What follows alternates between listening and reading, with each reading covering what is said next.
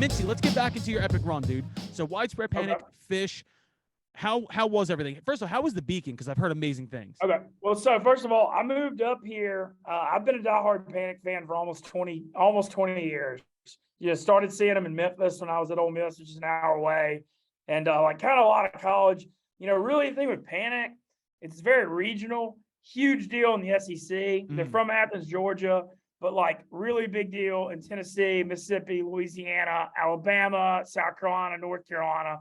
And then they've sold out Red Rocks like 80 in a row. But then rest of the country, other than the South, Southeast, and Denver, is very small. And so I actually love that about them, because when they come up to New York, instead of seeing them in some huge basketball arena or a big thing, they're playing a freaking 2,500 historic person Beacon, which has so much history going back to the Allman Brothers. Used to do 10-night residencies there, and Allman and Panic are tight, being Georgia people. And so this show was actually scheduled as a 5-night run. It was supposed to be last August. Well, COVID moved it last August. It was supposed to be mid-January. COVID moved it again in January. And so I've been looking forward to this damn 5-night run for almost 2 years. And it finally happens July 21st to 25th, which is perfect because football season's not going on and sports are slow. There's nothing to do. So right now is rock and roll time. So I've got a good relationship through Barstool. Steve Lopez, who's Panic's manager, loves Pardon My Take and is a stoolie. So we were DMing and we messaged the whole time. And he, really was all about us getting some Barstool people in there, which, obviously I love taking people to first Panic show. It's like part of being friends with me. So that was one of the coolest things we got to do. Was on Sunday night, night 4, he gave us 9 tickets, and I took Hank, Owen Roeder, Nick Tarani, Playboy Marty, Quiggs, and Youngstown Bob, who all had just never seen Panic or anything like it. Just I hyped it up. Great crew. Yeah, great crew. We had second row in the lower balcony, one of the best seats in the house. Fuck. Yeah, you want, because I feel like Beacon, there's so much cool art on the walls and history. Like, I don't really like being in the orchestra because I feel like if you're down there, you don't get to see like the whole venue. Yeah. And then I also was thinking in my head, like the first time you see Widespread Panic, if you're not like a Panic fan, being up front is like insanely intense. So I thought lower balcony was the way to go. And man, it was really so much fun in that, like, Hank got his face melted. I don't know if y'all saw Hank's Twitter on Monday. He had a tweet like, "I'm a spreadhead now." Like, that shit was unbelievable. But everybody that went, was like, "Man, you hyped this to the moon," and it was way better than you even hyped it. And I think the big part of that is seeing Panic in these small theaters, because they have such a big sound and the energy that comes off Jimmy Herring's guitar. When you see them in the Beacon with 2,500 people, you feel like the roof's going to come off the whole time. So how many pieces are Widespread Panic when they're live? 6. You got Jimmy Herring's the lead guitarist. So the original lead guitarist, a guy named Michael Hauser, is actually about to be the 20-year anniversary of his death. He died of pancreatic cancer in 2002, and he was one of the founders of the band. And when he died, they replaced him with George McConnell for a few years. It was pretty good, but not at that level. And then they hired Jimmy Herring in 2006. He used to play with the Allman Brothers and American Aquarium Rescue Unit, and he played with the Dead some. And that kind of, I will say, just rejuvenated the band, because he freaking the whole show, 60% of the show is just him murdering it, and you just feel the energy off his guitar. The other guys I want to mention, JoJo Herman's the keyboard player. He's an Ole Miss guy. He used to play in a Mississippi band called Beanland. I actually lived in the same college house as him a few years later. What? But he's kind of the biggest Ole Miss tie. John Bell, JB's the lead singer. Dwayne Trucks is the drummer, and he's actually, I believe, his uncle's Derek Trucks, but he's in that Trucks. Oh, there's the Allman Brothers connection. That family tree is insane, dude. Yeah, that Trucks. It's like a coaching tree. It's crazy. Hold on. Mintzy knows way too much about this band. This is like fucking. This is fucking crazy, dude. Are you like a roadie? Oh, dude, I've seen them. So I need to count the exact. How many times have you seen these guys? I think I'm right at 175. Jesus Christ! Yeah. What? Wait, yeah. I don't think I've been to 175 concerts altogether. You've seen this one group, Widespread Panic. I've been to maybe, I would guess, 50 total concerts. I feel Oh, like that's roadie. Yeah. I feel he's like a they should be roadie. Dude, you're giving a you like roadie. a punch card, like when you go to like a. Well, they do. like a I mean, pump. the manager gives me tickets, you know, Okay. like I get free tickets now. And I do- just Mintzy, followed why- Steve Mintzy, why Lopez didn't you so do- fucking fast. Mintzy, why didn't you do a backstage interview? That would have been gold. So no, well, Dwayne Trucks was supposed to come, but it was supposed to be Steve Lopez and Dwayne Trucks the drummer was supposed to come by here, and like schedules didn't work out, but it's gonna happen. Like they were trying to get by the Awesome. Barstool office, and Trucks is a Barstool fan, and then I really want to interview Joe, and I want to interview JoJo, the keyboard player, because he's been really involved in the New Orleans Musicians Foundation, which raises a lot of money to help the NOLA musicians, you know, and keep that lineage going down in New Orleans. And y'all know how involved I am with New Orleans and Barstool. Like that's like my child. And so I used to live down there for 5 years. And so I want to partner up with JoJo and do some stuff with that and try to help. I'm real into that. So That's fucking but- awesome, man. yeah, but the- Definitely. I would love to help out with that. Now, Oh, real yeah. quick, Mintz, did you have any like, you know, when you show people like a TV show or a band or something, and you're like, you're gonna fucking love this, and then like the entire time you're showing it to them, you're like looking at them, being like, you like it, right? When you took all the guys, like you took Hank and Owen and all, and they see the show, was there any like fear in your head of being like, God, I hope they fucking like this? look, I mean, I hate to sound like swaggy, but how can you not freaking love it when they play the Beacon? You just like right when it starts, they just come out blasting so much in such a historic, calm environment. If you don't like it, like I don't think I can be your friend. You know, like I just don't see how it's possible. And like I'm telling you, I was with this crew, and like I said, they heard me hyping it, and they were all in about going to see it. But like 2 or 3 songs in, they were all looking at me, just like looking at me, doing the fist pumps. And then at the end of the first set, they played this like raging protein drink sewing machine with the light show. And like they all just got their faces like completely melted, and like nobody could believe it. And Hank like looked at me during the second set and just gave me a big hug. Just like kind of like I needed this. Okay, I've so never had hold an on real experience quick. like this. Dwayne Trucks is Derek Trucks' brothers and Dwayne Allman's nephew. Is Dwayne and Derek brothers? They're brothers. Yeah, I'm looking at his Wikipedia Okay, right so now. Yeah. Dwayne's also married to Jimmy Herring's daughter, which is really funny because Jimmy's the lead guitarist of Panic. Weird. Like incestuous at this point. Yeah, well, so it's Weird. interesting. Dwayne's younger; he's like 30, but you know, I think having him and Jimmy bringing the energy, how good Dwayne and Jimmy are, like definitely re-energized the band, if that makes sense, because they've been playing for 30-something years. But as far as the show, I'll make it quick on. I mean, it was 5 nights. I'm not going to give you the review of all of them. They were all badass. Sunday night with everyone there, the Barstool guys, was probably the hardest rocking. I mean, they threw the hell down, humongous. They always play. They play the Funkadelic song "Red Hot Mama," which I'm sure y'all heard before. Yeah. Panic played that as the encore and just literally just burned it to the ground. So Sunday with all the Barstool guys was just incredibly special, and everybody was talking about it Monday. And you know, that's what's so fun about Barstool is like we have so many different people from different backgrounds and all that stuff. And so it was just so much fun, like showing them, you know, Panic at the South thing and seeing how much they enjoyed it. And let me talk about Monday. Monday was one of the top. I mean, I've been to like 175. Monday was top 5 to 7 Panic I've ever seen. Jesus. And PFT went Monday night with me. And PFT had never seen Panic. And so Monday night, like the second set was just this huge, just raging. It's a bunch of Panic songs. So y'all probably gonna know it, but it was awesome.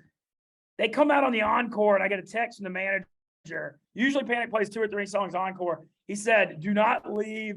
This is about to be like unbelievable." He texted me before the second set and said, "This is going to be, quote, an FU goat dick punching set coming in a second." So listen to this encore. They come out and play a 5-song encore. First song is like a tribute to Colonel Bruce Hampton, who's like one of their big influences, basically fighting. They play Allman Brothers Mountain Jam as a tribute to the Allmans' legacy at the Beacon. The Allmans used to play 10-night runs at the Beacon. Jimmy used to play for the Allmans, and then Dwayne Trucks has the Allman ties. They shred this Mountain Jam. Then they played a slow song into the show, a Bloodkin cover. And I think the show's over, and they come out blasting into Black Sabbath, Fairies Wear Boots, and just, I mean, murder this. And then at the end of Black Sabbath, Fairies Wear Boots, I think it's over. Not over. David Bowie Heroes cover to end it. No way. Dude, unreal. Best encore I've ever seen in my entire life. How The long show- was the encore? 40 Like an minutes hour? of the show. It was the first set was 70 minutes. How, 70-minute I was first going to set. ask, how long do they play total? They play like about, so first set's usually an hour and 10, hour and 15, 30-minute set break. And the second set's like 85 or 90 minutes. And then encore is usually like 2 songs. Like Jesus. encore is usually 10 or 12 minutes. It was 40 on Monday night. Like show started at 8:15. I left at like 12:20. And they're 35 years into this shit. Yeah. Oh yeah. That is, playing an hour-long set in itself is an exercise. Like, it's not a joke. You're dripping sweat at that point. Jesus Christ, that sounds fucking incredible. Yeah, no, the encore. I mean, I was literally and like, look, I'm not one of the people. I love Panic so much, and I don't get like emotional at concerts much. I think I've gotten emotional at concerts maybe 3 or 4 times in my life. And during Heroes, JB's voice just crushed me. And the "I will be king" lyric, I was like, "I will be king." Like I just all the King of the South stuff. It was like hitting me. There's nothing wrong about crying at a concert. Oh no, not at all, dude. No, not at all. I'm not ashamed to talk about it. But that Monday show, that encore specifically, that was the best encore I've ever seen in any concert ever. Bowie, Black Sabbath, Almonds, and so the all 5 nights were really good. But Sunday was the second best, and Monday was like a top 5 to 7 show I've ever seen. And the Beacon, I mean, I can't. Have you ever been to the Beacon, man? I mean, just one of the most historic theaters in the country. So much history and really easy to maneuver. Like I know y'all go to concerts too. When you go to these big stadium shows and stuff, it's a big commitment with lines and crowds. Man, Beacon, you show up 12 minutes before and you walk right into your seat, and drink lines aren't bad. You just walk right out. I mean, whole experience in the Upper West Side, just really can't say enough about it. And it's just so amazing to me that I've been seeing Panic. I think I started in like 06, so it's been 16 years. But to see something, I mean, I was 23 years old at that point. I'm 39 now, and I love it as much now as I did then. Like, it's something that, like my mom's always like, "What is wrong with you? Like, why do you love this band so much?" And I just like, man, it's the bounce in my step every day. And like, y'all know, like I'm like 260, 265 pounds.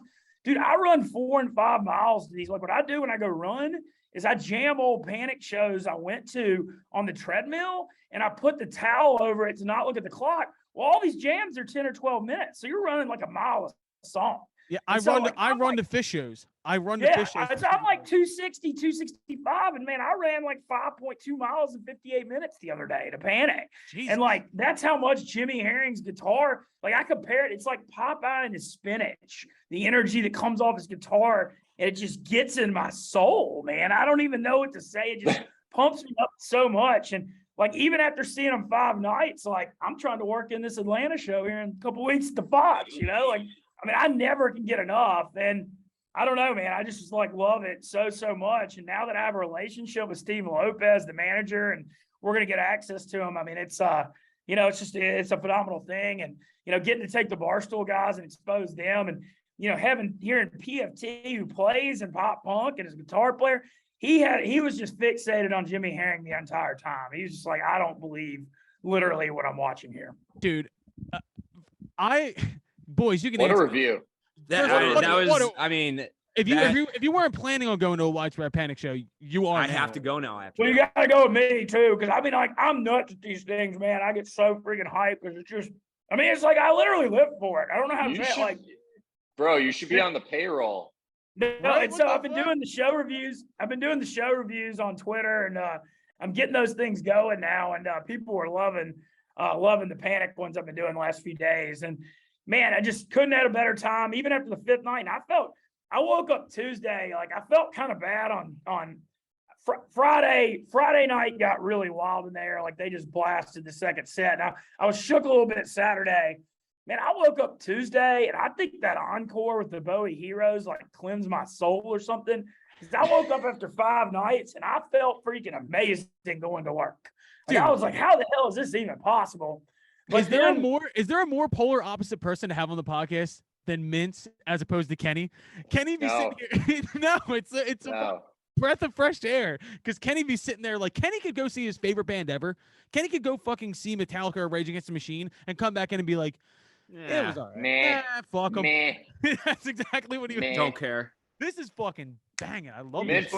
Mintzy, I gotta say though, is there not a better way to introduce your friends to music or a group you love more than taking them to a show and just watching them fucking, beat the wheels off the place? Like, you can send them live shows, you can send them an album, you can send them a hit song, and nothing does it justice like taking them and seeing your favorite group live.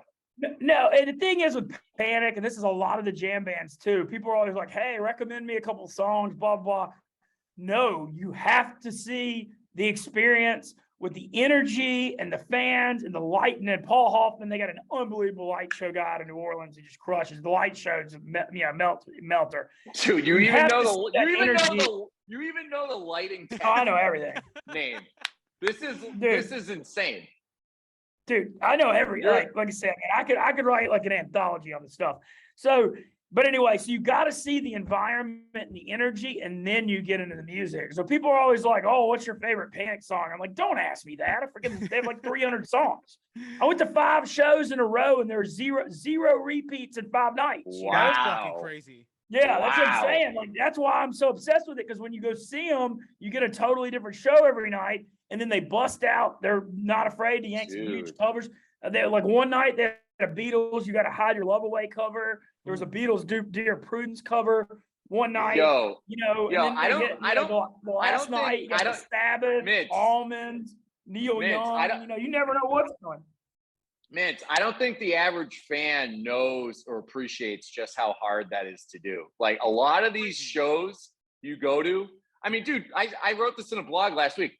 Billy Joel has been playing the same set for fucking 20 years. Oh, yeah. Same fucking set. He goes out there, he could do it with his eyes closed. To play a different set every night on tour, like, that is fucking incredible. Incredible. Yeah, it is. That's what keeps the fans coming back, though. I mean, like I said, man, like, I go to 5 nights of Panic. They still, in 5 nights, there were still like 10 songs I really love I didn't see over the course of 5 shows. I think they could go about 8 with no repeats, like Phish, and now we can dive into that part of this part. Yeah, we can transition. Phish played that Baker's Dozen in New York in 2017. Yep. They played 13 nights in a row with no repeats. That's fucking like Panic can't do that. Panic could probably do 8. Panic could probably do 8, 13.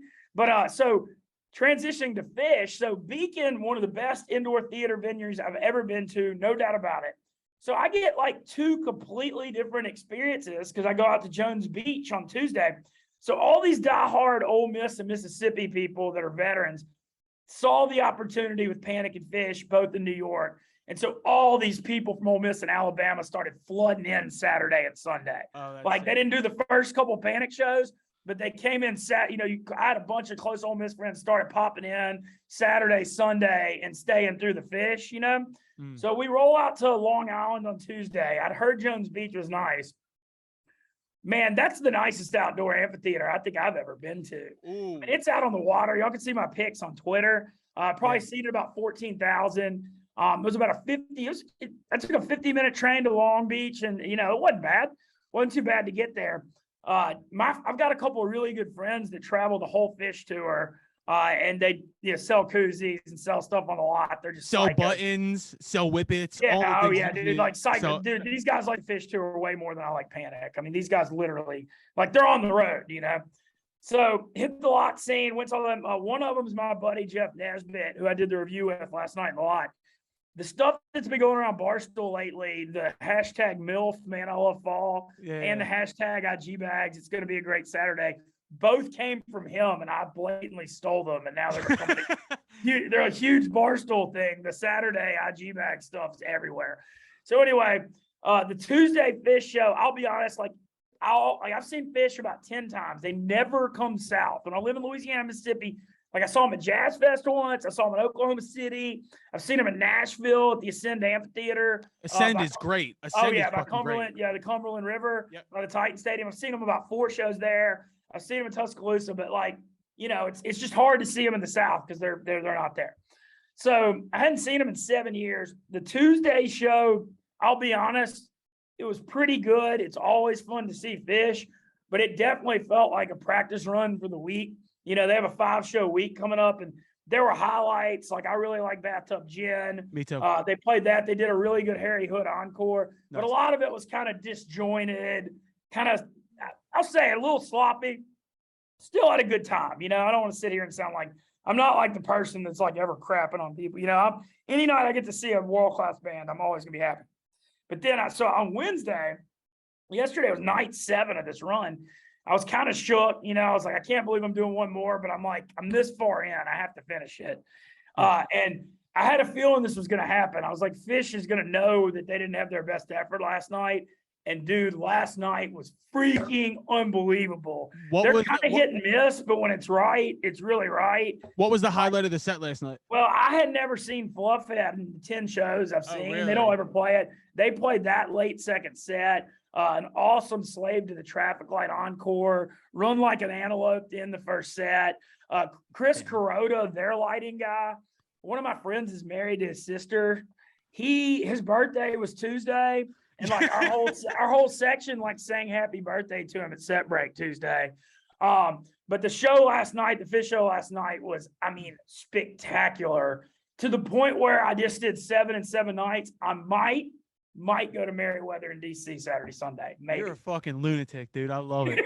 You're a fucking lunatic. Dude, summer Mintzy, man. I'm on this run. It started, and Dave, your White Sox, your video of John Cusack did even more than this, but I had that Vandy Whistler incident. Oh, yeah. And then that happened into the Ole Miss run into Omaha to win the title, ended up being at Phil Ivey's featured table in day 1 of the World Series main. Then this Panic Phish run, and then I won the freaking Takey for Southerner of the Year. Pardon my take. So I've been hashtagging Summer of Mintzy, but like I feel like I've been walking around like a raging inferno since late May. Like I don't know what's going on. I'm so high. Like it's like everywhere I go, things are just popping off right now. Ride the heater, dude. Yeah, no, and that's what I'm saying. This music run, it's almost taken a life of its own. Like people were just couldn't believe it. Night 7, but. Damn, I might just have to rest up tonight and tomorrow and take a little train to DC, it could happen. I heard the Merriweather Pavilion's sick too. No, I've heard that too. I've never been. And, I'm definitely considering it for sure. We'll see. Do it. And dude, like I said, I fucking knew the second that you were down to do this, I was going to, I'm a big Phish guy. Like I'd like to run to Phish. I've never seen Phish live, which is fucking nuts. The Phish light show, Kuroda is the best in the whole business, dude. The light show, the production, and the Phish. It just, it was phenomenal. And I did a review from the lot last night where I had a backwards hat, wearing my sunglasses with a cheeseburger in my hand with my buddy Nesbitt. The Phish, it was pretty funny. Like I'm trying to get these, trying to do a few more of those. But 7-night run of the shows, the Monday Night Panic was the best. Not even close. I'd say the Phish Wednesday and the Sunday Panic are neck and neck for number 2. Is there any band that you haven't seen yet that you want to see? Yeah, there are a lot. I love that you brought up the Black Keys. I've seen them once. I saw them at Hangout Fest in like 2011. Great so festival. Here's something cool with the Black Keys. They just did an album last year with a couple of Mississippi blues guys that are Kenny Brown and Eric Deaton that I used to see a ton in North Mississippi. And Black Keys are actually playing this Mintz Music Fest in Memphis on the week in early October. It's like Jason Isbell, Black Keys, and Panic. And Mintz, the head of it, wants me to go and is hooking me up with stuff. So I'm trying to make that. And there's Ole Miss is playing Kentucky that weekend too. Yo, Colin, there we go. That's our weekend. Well, we have we go to the Ole Miss game Saturday for sure. The thing is, dude, we have work to do down there because I'm a diehard Jason Isbell guy. Like I like it. No, I'm an Isabel fan too. He's my favorite songwriter. Like currently, he hates Barstool. I believe it. Yeah, but Isabel, I'll say this. He might hate Barstool. I really enjoyed it. I went to a 2-night run of his at Pier 17 last fall. It was like mid-September last year. spectacular. Unbelievable. I'm a fan of his as well. Only bummer, I guess I'm spoiled because of Panic, but like the second night he like kind of played the same stuff as the first, and I was Yeah. like, man, I thought that wouldn't happen. I was a little disappointed by that. I've opened for drive-by truckers before, but I've never got to play with Isbell.